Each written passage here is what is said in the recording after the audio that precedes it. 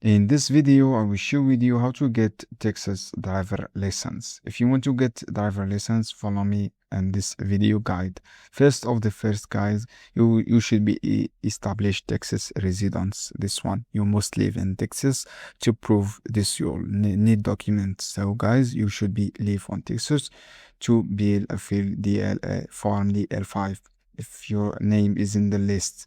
And then guys, you should be use real ID document to checklist, and then you can go to this official Texas Department Public Safety and then click on a new appointment scheduling system.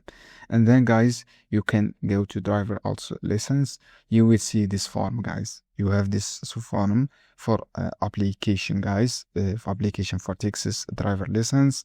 You should be choose a driver license here, and then write your application information such last name and first name and middle name, and this is all birthday date and SSN and 6 male or females, and I colored all this information and your address, city, and then push on your required information here such your citizens United States. You donate here for indication this is not important I think.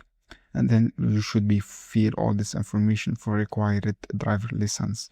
So guys, just fill this form and you can upload, and this is official website. So guys, I hope this guide helpful for you. Don't forget give like and share this video.